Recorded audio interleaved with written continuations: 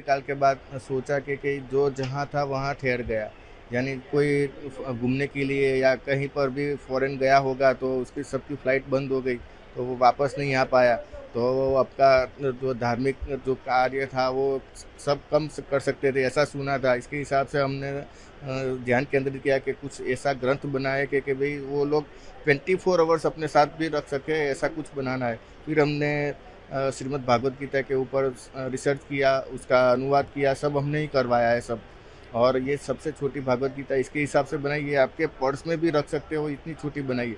इसमें संपूर्ण 18 अध्याय अनुवाद सहित है। और इसका बिक्री का आप देखो तो अभी माहौल तो यहाँ बहुत अच्छा बढ़ा है। हमारा करीब समझ लो स्टॉक, हम यहाँ 100 पुस्तक लेकर आए थे। 100 यानी मेरे को लगता था कि भाई बहुत है, लेकिन आज मेरे पास अभी 9 बचा है और अभी भी 3 दिन बाकी है। यहाँ की यंग जनरेशन भी है ना, वो पढ़ने में रुचि रखती है, वो एक अच्छी बात है।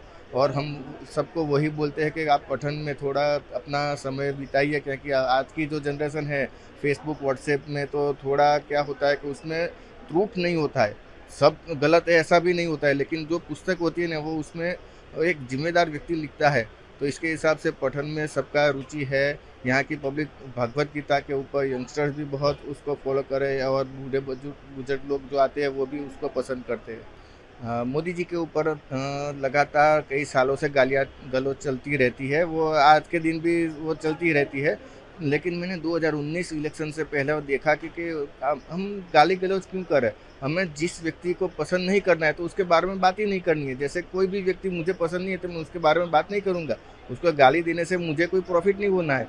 तो हमने वही देखा कि मोदी जी के पॉजिटिव थॉट्स रखे कि मोदी जी आपको जीवन में सफल होना है तो क्या करना है, आपको जीवन के सफलता के 7 रहस्य उन्होंने बहुत पुराने भाषण में दिए थे।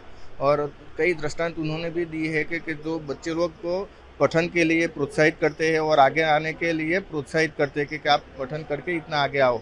एक चाय वाला छोटा कहाँ पर प्रधानमंत्री पद के ऊपर जाता है तो उन्होंने कितनी मेहनत की होगी, उन्होंने अपने जीवन में कितने स्ट्रगल किए होंगे। तो वह जो बोलते हैं उनके भाषण के थोड़े थोड़े अंश हमने रखे हैं। और वो स्वामी विवेकानंद से प्रभावित थे, तो स्वामी विवेकानंद भी इनके कितने अच्छे विचार थे वो भी हमने रखे हैं। ये छोटे साइज में पहले भी आता था, गीता प्रेस का पहले भी आता था, मेरे पास है भी, बहुत पहले आता था। गीता जो बहुत प्रेरणा देती है और इसका एक श्लोक में बहुत मुझे पसंद है, अध्याय 5 का 18 श्लोक है। उसमें है कि आदमी को अगर जिसको ज्ञानी पुरुष है वो किसी में विभेद नहीं करता, चांडाल जो है और गौ हाथी और इसके बाद कुत्ते किसी में विभेद नहीं करता। तो गीता सभी सार है और ये प्रेरणा देती, निराशा से मुक्त करती है। गीता जैसी बुक संभवतः संसार में बिरला ही कोई होगा। तो प्रारंभ से ही मुझे मेरा अध्यात्म में रुचि रही, तो इससे प्रेरणा मिलता है। एनर्जी तो स्वतः आती है, अगर आपकी सोच जो है वो एनर्जी है। एनर्जी के अलावा दुनिया में कुछ है ही नहीं, सब एनर्जी ही है। एनर्जी के अलावा कुछ नहीं। एनर्जी जब एक साइज हो जाता तो आपका इकट्ठा हो जाता तो एक रूप बन जाता, हम आप दिखाई पड़ते, बाकी फिर अंत में विघटित हो जाएंगे। और जब इकट्ठा होता है तो फिर वही रूप होता है। बाकी तो सब चीज़ें एनर्जी का ही खेल है। क्वांटम सिद्धांत पूरी एनर्जी पर ही आधारित है। जो लेटेस्ट विज्ञान है क्वांटम का, तो पूरा एनर्जी का ही है।